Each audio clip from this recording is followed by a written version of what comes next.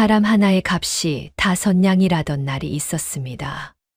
장터 한복판, 채찍 아래 무너지던 여인을 향해 말도 제대로 잊지 못하던 바보 머슴이 떨리는 목소리로 말했습니다.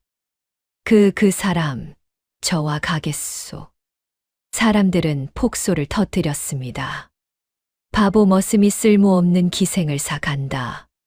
3년을 굴다시피 모은 돈 전부를 내던지며 그는 피투성이가 된 여인의 손을 잡았습니다. 도대체 왜? 말 한마디 제대로 잊지 못하는 머슴이 모두가 버린 기생을 데려간 이유는 무엇이었을까요? 그리고 그 작은 선택이 어떻게 한 고을 전체를 뒤흔들게 되었을까요? 5냥의 거래. 그날 그 장터에서 시작된 이야기는 누구도 예상하지 못한 방향으로 흘러가게 됩니다. 구독과 좋아요 부탁드립니다. 그리고 어디에서 듣고 계신지 댓글 남겨주시면 그곳에 행운이 가득하길 기원하겠습니다.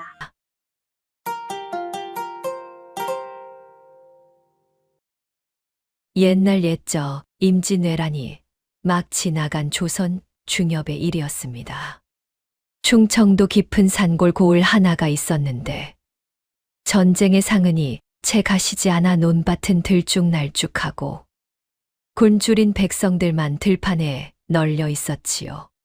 한양에서는 다시 기방과 연회가 성행했지만 그 흥청거림 뒤에는 전쟁으로 삶을 잃은 자들의 한숨이 서려 있었습니다. 그 어둑한 시대의 끝자락에 한 머슴과 한 기생의 인연이 조용히 틈을 비집고 들어오려 하고 있었습니다. 아직 아무도 모르는 하늘도 땅도 아직은 눈치채지 못한 그런 인연이었지요. 마을 사람들은 여전히 굶주림과 싸우며 하루하루를 근근히 버텨내고 있었습니다. 그 가운데 한 머슴이 있었으니 이름은 동해였습니다. 충청도 작은 고을의 머슴동해는 덩치만큼은 장정 둘을 합쳐 놓은 것처럼 우람했습니다. 하지만 말이 입에서 잘 나오지 않아 늘 더듬었고 사람들 눈에는 그저 우직한 바보로 보일 뿐이었지요. 장터에 나가 물건 값을 흥정하려 해도 그게 얼마요? 하고 더듬거리다 보면 장사꾼들은 제 마음대로 값을 매겨버렸습니다. 동해는 부모도 없이 자랐습니다. 어려서부터 남의 집 마당을 닦고 땔감을 지며 겨우겨우 품삯을 모아왔지요. 3년을 굶다시피 아껴서 모은 돈이 겨우 5냥이었습니다. 마을 사람들은 동해를 동해바보라 불렀습니다. 심부름을 시키면서도 품삯은 늘 깎았고 동해는 그저 예 하고 고개를 끄덕일 뿐이었지요.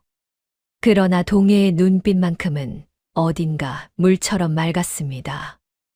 고을의 도사 한도사만은 그 눈빛을 알아보았지요. 저 아이는 바보가 아니다. 한도사는 속으로만 그리 여겼습니다. 하지만 아직은 아무에게도 그 말을 꺼내지 않았습니다. 한양의 기방을 거느린 여주인 방어럼은 기생들을 돈줄로 여기는 냉혹한 상인이었습니다. 그 기방의 말단 기생연화는 본디 내의원 의원이던 아버지가 모함을 받아 유배되며 집안이 무너진 정녀였지요. 어머니마저 병들어 눈을 감자 남은 빚 5냥 때문에 방어럼에게 팔려왔습니다. 연화는 16세 어린 나이에 기방으로 끌려갔지만 손님을 받기는 거부했습니다. 그럴 때마다 방어럼의 매질이 이어졌지요. 고을에는 백성 편에 서려 애쓰는 도사 한도사가 있었고 깊은 산속에는 한때 내의원 의원의 수제자였다가 숨어 사는 노의원 헌호옹이 은거하고 있었습니다. 이 네 사람의 인연이 머슴동해를 중심으로 한데 얽히기 시작하려 하고 있었습니다. 다만 아직은 누구도 그 실타래의 끝을 알지 못했을 뿐이지요. 동해의 하루는 새벽부터 밤까지 남의 집수발로 가득 차 있었습니다. 해가 뜨기 전에 일어나 김 부자댁 소여물을 주고 아침 해가 뜨면 박 영감댁 밭을 갈고 해가 중천에 뜰 무렵에는 이서방댁 장작을 패야 했지요.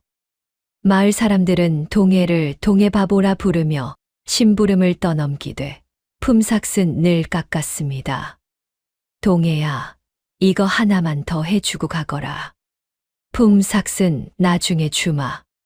그러나 동해는 욕을 먹어도 웃으며 예 하고 대답할 뿐이었습니다.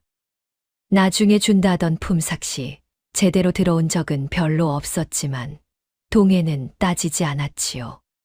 그러던 어느 날이었습니다. 동해가 장에 심부름을 갔다가 이상한 광경을 보게 되었습니다. 기방 마당 한복판에서 방월엄이라는 여인이 채찍을 휘두르며 한 여인을 매질하고 있었지요. 인연이 손님도 제대로 받지 않으면서 밥은 축낸단 말이냐. 채찍 아래 쓰러진 여인은 비에 젖은 버드립처럼 떨고 있었습니다. 그 여인이 바로 연화였습니다. 동해는 그 자리에 우두커니 서서 발을 떼지 못했습니다. 가슴속 어딘가가 조여 오는 것 같았지요. 말을 더듬는 입이 더욱 굳어져서 동해는 아무 소리도 내지 못한 채 그저 바라볼 수밖에 없었습니다. 연화의 떨리는 어깨가 동해의 눈에 깊이 새겨졌습니다. 그날 밤 동해는 잠을 이루지 못했습니다. 귀에는 자꾸만 채찍 소리와 함께 연화의 떨리는 어깨가 떠올랐지요. 눈을 감으면 그 모습이 보였고 눈을 뜨면 더욱 선명해졌습니다. 저 일을 두고 와도 되는 건가?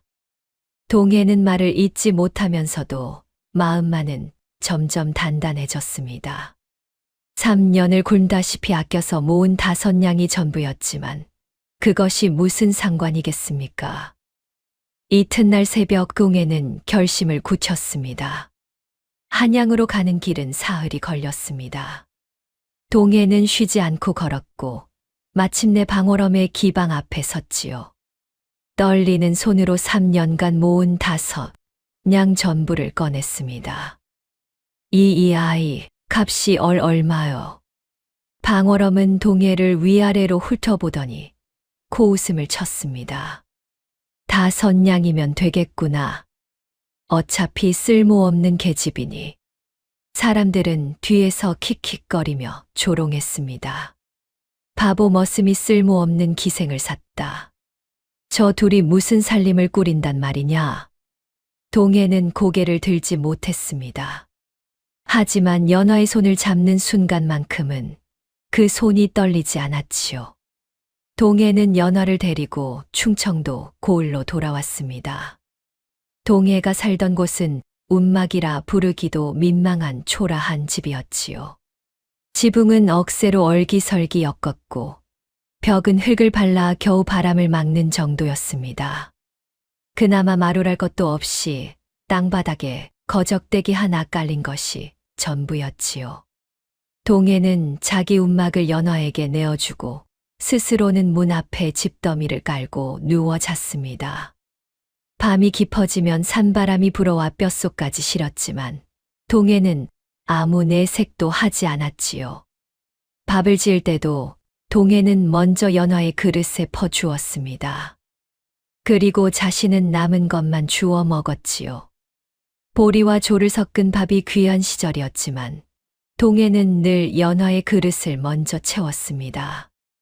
연화는 처음엔 그저 겁에 질려 몸을 웅크릴 뿐이었습니다.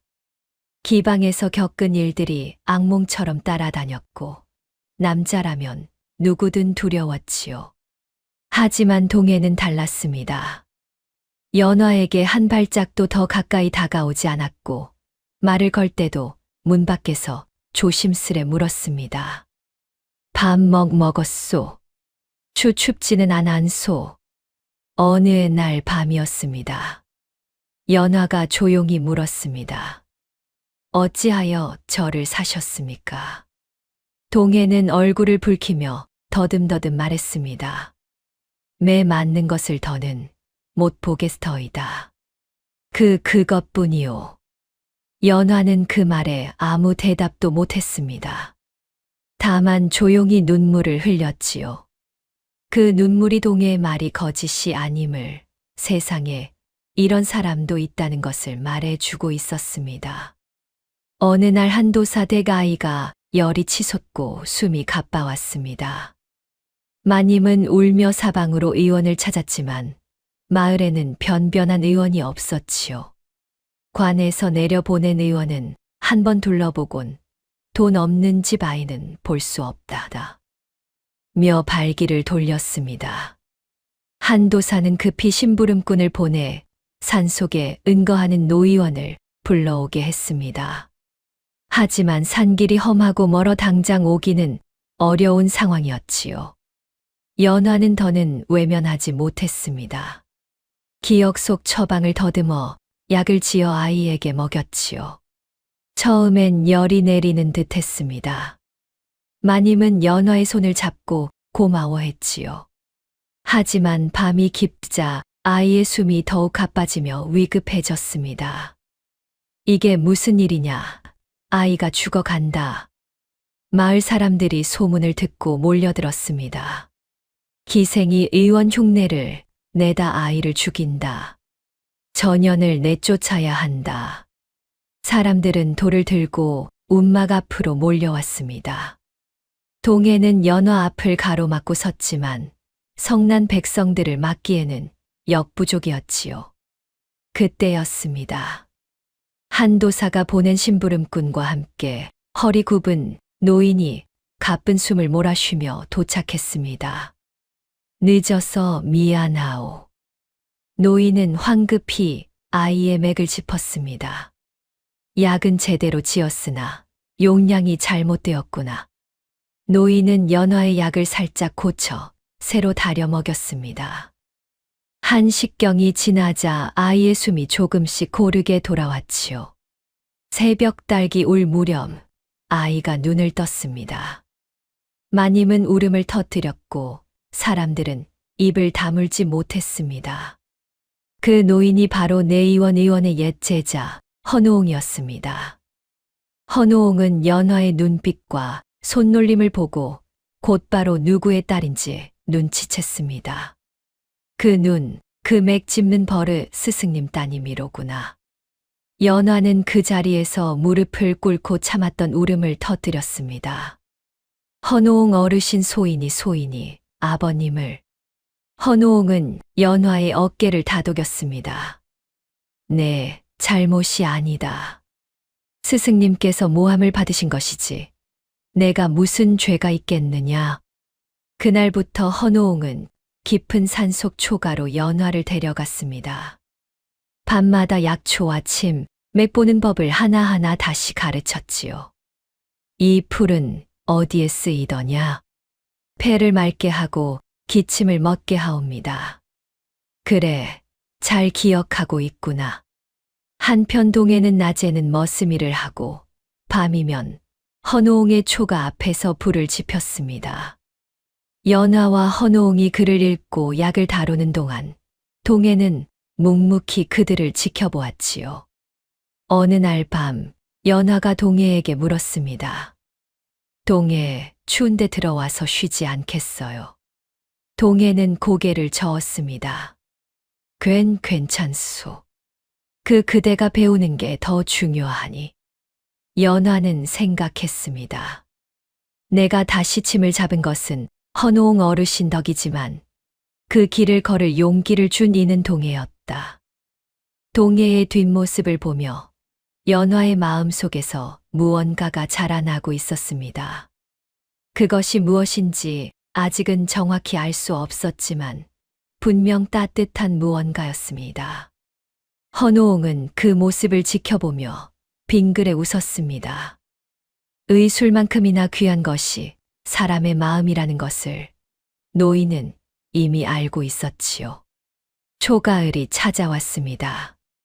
마을에 알 수 없는 열병이 돌기 시작했지요. 처음엔 아이 하나가 열이 나며 쓰러졌습니다. 이튿날엔 새 아이가 더 알아 누웠고 사흘째 되는 날엔 어른들까지 피를 토하며 신음했습니다. 한도사는 급히 관에 사람을 보내 의원을 청했습니다. 관에서 내려보낸 의원은 병자들을 한 번 둘러보더니 고개를 저었지요. 이 병은 손쓸 도리가 없소. 더 번지기 전에 나는 떠나겠소. 그렇게 말하고는 황급히 발길을 돌렸습니다. 연화는 헌호응과 함께 밤낮으로 병자를 돌보았습니다. 손에 피가 마를 날이 없었지요. 아이들의 열을 식히고 어른들의 피 섞인 가래를 닦아 주었습니다. 헌호옹이 말했습니다. 약초가 모자라는구나. 산 너머 계곡에 가야 구할 수 있을 텐데. 동해가 나섰습니다. 제가 가겠소. 동해는 지게를 지고 산으로 올라갔습니다. 험한 산길을 오르내리며 약재를 구했고 물을 길어 날랐지요. 하루에도 몇 번씩 산을 오르다가 어느 날 미끄러운 바위에서 그만 넘어지고 말았습니다. 다리가 크게 상했습니다. 피가 흘렀고 뼈가 욱신거렸지요. 하지만 동해는 아픈 기색 한 번 내보이지 않았습니다. 다리를 절뚝이며 다시 약재를 지고 내려왔습니다. 연화가 동해의 다리를 보고 놀라 물었습니다. 동해, 이게 어찌 된 일이오? 당장 쉬어야 하오. 동해는 고개를 저었습니다. 괜찮소. 약이 더 급하오. 그 시련 속에서 마을 사람들의 눈에 연화와 동해는 더 이상 기생과 바보 머슴이 아니었습니다. 자신의 살을 깎아내주는 이들로 보이기 시작했지요. 한 보름이 지나서야 열병이 잠잠해졌습니다. 죽을 고비를 넘긴 아이들이 하나둘 일어나기 시작했고 어른들도 기력을 되찾았습니다. 장터 안악들은 이제 우물가에서 연화에게 먼저 자리를 내어주었습니다. 그리고 조용히 고개를 숙이며 말했지요. 연화 낭자, 고맙소. 그 무렵 한양의 방월엄은 장사를 정리하고 있었습니다. 기방을 꾸리던 시절은 끝났고 이제는 남은 물건들을 팔아 근근히 살아가는 처지였지요. 연화가 쓰던 방을 뒤지다가 구석진 곳에 숨겨둔 작은 보자기를 발견했습니다. 보자기를 풀어보니 옥장식 조각 하나가 나왔습니다. 매화 5송이 문양이 정교하게 새겨진 옥이었지요. 반쪽만 남은 것이었지만 그 빛깔과 솜씨만큼은 예사롭지 않았습니다. 방월엄은 예전에 손님으로 드나들던 내의원 관리의 말을 떠올렸습니다. 이 문양은 내의원 의원 집안에서나 쓰는 귀한 것이지. 함부로 지닐 수 있는 물건이 아니오. 그때였습니다.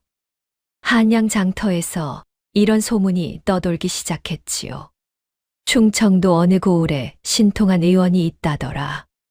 그 의원이 기생 출신이라던데 아이들을 척척 살려낸다지.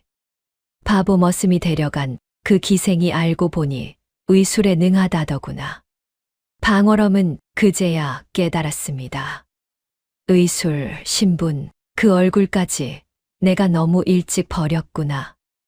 만약 연화를 제대로 알아보고 한양에서 의원으로 키웠다면 지금쯤 귀한 양반과 부인들의 병을 고치며 큰 돈을 벌 수 있었을 것입니다. 그런데 고작 5냥의 바보 머슴에게 넘겨버렸지요. 방월엄의 가슴 속에 욕심이 불타올랐습니다. 연화를 되찾아야겠다는 그 불길이 커져만 갔습니다. 내가 다시 찾아가야겠다. 연화는 내 것이었으니. 방월엄은 옥장식을 품에 넣고 충청도로 가는 길을 재촉했습니다. 역병이 한 고비를 넘기자 헌호옹은 연화를 불렀습니다. 산속 초가에는 저녁 햇살이 비스듬히 들어왔고 약초 냄새가 은은히 퍼졌지요. 헌호옹은 연화에게 마지막으로 침을 쥐어 주었습니다. 연화야, 의술은 벼슬이 아니다. 사람을 살리는 길일 뿐이다. 그 길을 버릴 셈이냐? 연화는 조용히 고개를 저었습니다. 버리지 않겠습니다. 다만 혼자 걷지는 않겠습니다. 그 말 뒤엔 문 밖에서 불을 지피는 동해의 뒷모습이 겹쳐졌습니다. 다리가 아픈데도 약재를 나르던 그 모습, 자신을 위해 산 너머 샘물을 길어오던 그 뒷모습이요. 헌우옹은 빙그레 웃었습니다. 그래, 그게 옳다. 혼자 가는 길은 외롭고 함께 가는 길은 따뜻한 법이지. 한편 한도사는 동해에게 글을 가르치기 시작했습니다. 동해, 이제 글을 배워보지 않겠느냐. 말이 조금 어눌하다 한들 글을 알면 세상이 달리 보인다네. 동해는 밤마다 한도사 댁에 앉아 천자문을 더듬더듬 읽었습니다.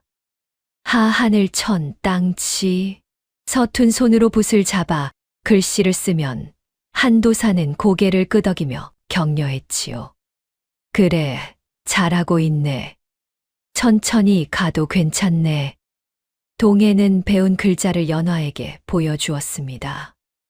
연화, 이익의 하늘 천천히요. 연화는 동해의 서툰 글씨를 보며 미소 지었습니다. 동해, 잘 쓰셨소. 둘의 삶은 의술과 글 공부라는 서로 다른 길을 나란히 걷기 시작했습니다. 그 길 위에서 둘은 조금씩 가까워지고 있었습니다. 어느 날 아침이었습니다. 관아의 포졸들이 움막 앞에 나타났습니다. 동해와 연화는 즉시 관아로 나오시오. 마을 사람들이 수군거리며 모여들었습니다. 무슨 일인가 싶어 둘은 관아로 향했지요.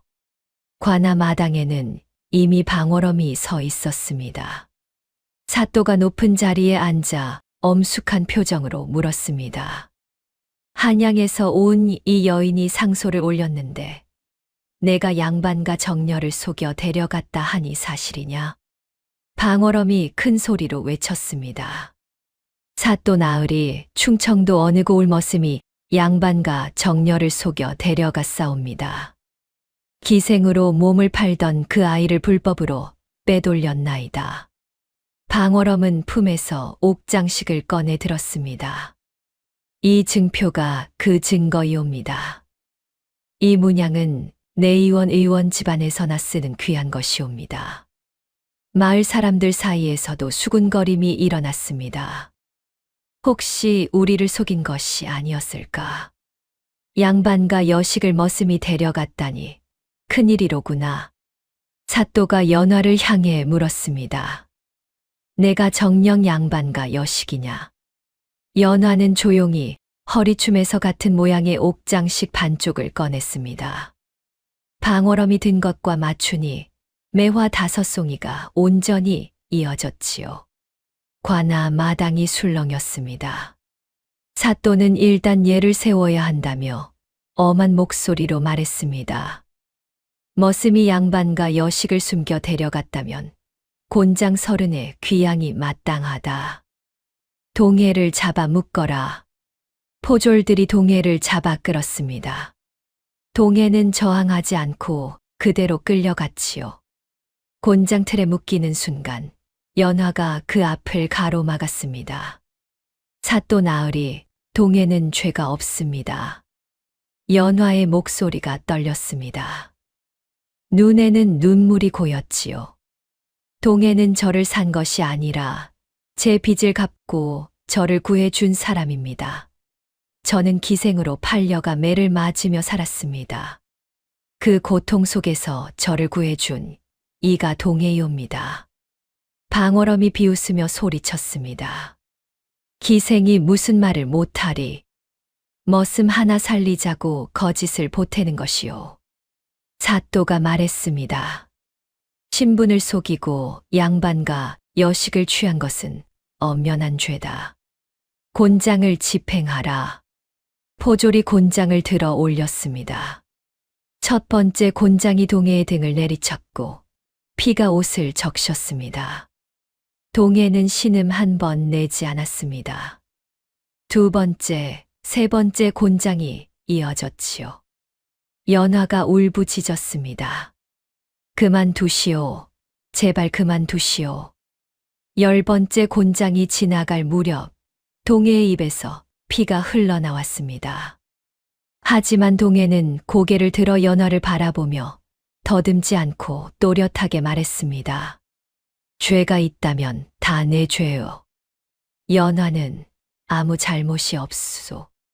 그 말에 관하 마당이 조용해졌습니다.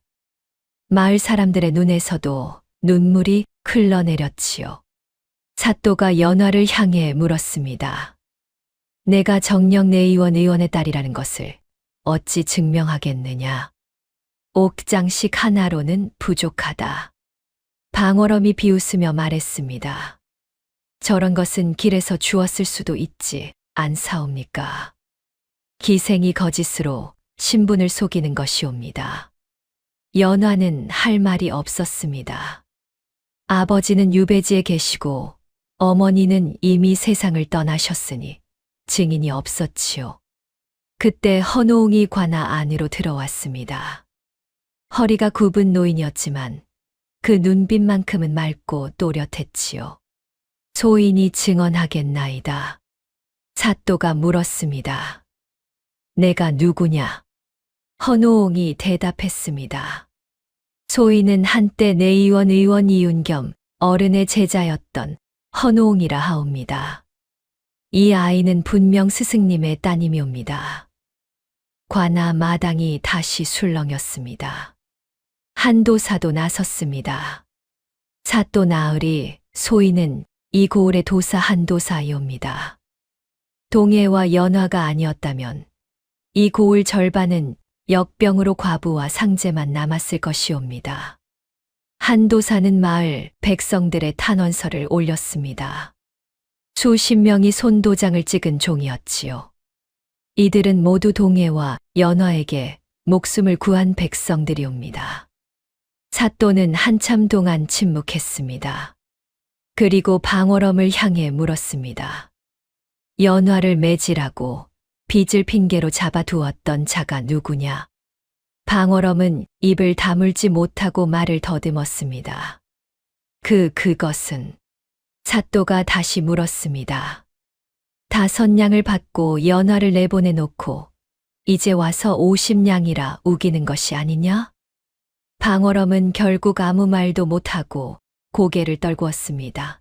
사또가 마침내 입을 열었습니다. 이 사건의 진실을 밝히겠노라.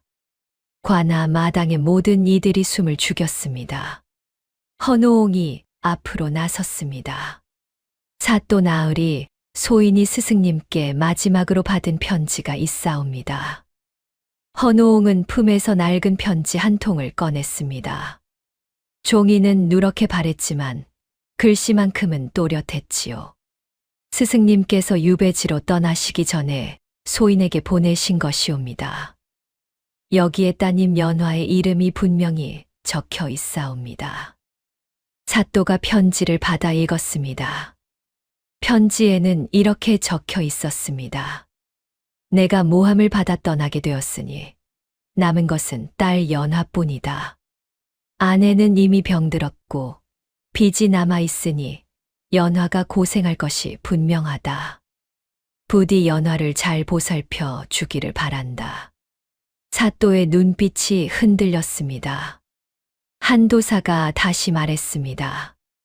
동해는 3년을 굶다시피 하며 5냥을 모았고 그 돈으로 연화의 빚을 갚았사옵니다. 그것은 장터에서 수십 명이 본 일이옵니다. 마을 사람들이 일제히 고개를 끄덕이며 외쳤습니다. 맞사옵니다. 우리가 그날 장터에서 보았나이다. 동해가 5냥을 내고 연화를 데려간 것이 분명하옵니다. 방월엄이 떠듬거리며 말했습니다. 하지만 3년 동안 먹여 살린 값은 사또가 큰 소리로 외쳤습니다. 잠자코 있거라. 기생을 부려 돈을 벌어먹은 주제에 무슨 먹여 살렸다는 말이냐? 사또는 자리에서 일어났습니다. 내가 판결하노니 머슴동해와 이연화에게는 죄가 없도다. 동해는 정당하게 빚을 갚았고 연화의 인신은 이 시각부로 완전히 풀려난다. 마루 아래에서 백성들이 일제히 만세를 외쳤습니다. 만세, 만세, 만세.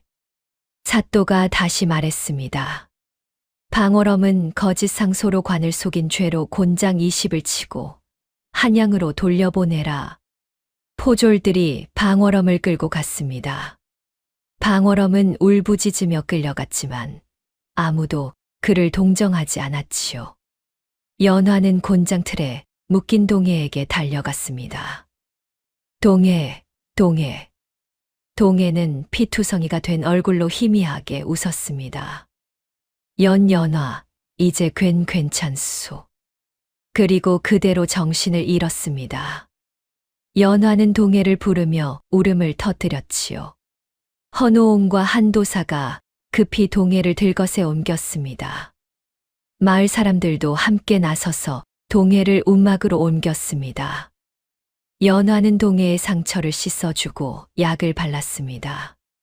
밤새도록 동해의 곁을 지키며 눈물을 흘렸지요. 동해, 제발 눈을 떠주시오. 제발. 사흘 밤낮을 그렇게 보냈습니다. 연화는 잠도 자지 않고 동해를 돌보았습니다. 나흘째 되는 아침, 동해가 천천히 눈을 떴습니다. 연화. 연화는 동해의 손을 꼭 잡으며 울었습니다. 동해, 고맙소. 정말 고맙소. 동해는 또다시 희미하게 웃었습니다. 연화가 무사하니 그것으로 족족하오. 동해가 기력을 되찾기까지는 한 달이 걸렸습니다. 그동안 연화는 동해를 간호하며 헌호옹에게서 더 많은 의술을 배웠지요. 마을 사람들은 하루가 멀다 하고 움막을 찾아와 동해와 연화를 격려했습니다. 동해, 쾌차하게나. 연화 낭자, 우리가 죽을 쏘어 왔네. 한도사도 자주 찾아왔습니다. 그리고 동해에게 말했지요. 동해, 이제 내 말이 많이 나아졌구나. 관아에서 내가 또렷하게 말하는 것을 보고 나도 놀랐네. 동해는 쑥스러운 표정으로 대답했습니다. 한도사 나으리 덕분이옵니다. 그를 배우니 말도 조금씩 나아지는 것 같습니다. 어느 날 저녁 연화는 2 조각의 옥장식을 한데 맞추어 보았습니다. 방어럼이 가져왔던 것과 자신이 간직했던 것이었지요. 갈라져 있던 매화 5송이가 온전히 하나가 되었습니다. 헌호옹이 그 모습을 보며 말했습니다. 연화야, 내 아버지께서는 끝내 벼슬을 되찾지 못했지만 마지막까지 백성의 병만을 걱정하셨다. 내가 그 뜻을 잊고 있으니 그분의 한은 절반은 풀렸을 것이다. 연화는 옥장식을 가슴에 품으며 눈물을 흘렸습니다. 아버님, 소녀가 아버님의 뜻을 잊지 않고 있사옵니다. 동해는 그 모습을 조용히 바라보았습니다. 자신이 지켜온 것이 단지 한 사람의 목숨이 아니라 한 가문의 뜻이었음을 뒤늦게 깨달았지요. 한편 방어럼은 기방을 모두 잃고 한양 뒷골목에서 근근히 살아가게 되었습니다. 욕심이 화를 불러왔고 그 화가 모든 것을 앗아갔던 것입니다. 세월이 조금 흘렀습니다. 동해는 한도사의 권유로 관아의 문서를 맡아보는 아전이 되었습니다. 그를 겨우 더듬던 이가 이제는 장부를 정리하고 백성들의 소송을 중재하는 없어서는 안 될 사람으로 자리 잡았지요. 마을 사람들은 이제 동해를 동해바보라 부르지 않고 동해나으리라 부르며 공경했습니다. 동해나으리, 이 문서 좀 살펴주시구려. 동해나으리 덕분에 억울한 일을 풀었습니다.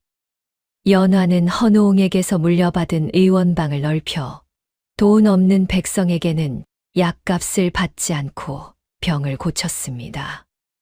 멀리 한양까지 소문이 났습니다. 연화 어이라 불리며 조정에서 내의원으로 부른다는 전갈도 왔지요. 하지만 연화는 정중히 사양했습니다. 저는 이 고을에서 동해가 길어온 샘물 곁에서 사람을 살리겠습니다. 한도사는 두 사람에게 기와집 한 채와 논 몇 마지기를 내렸습니다.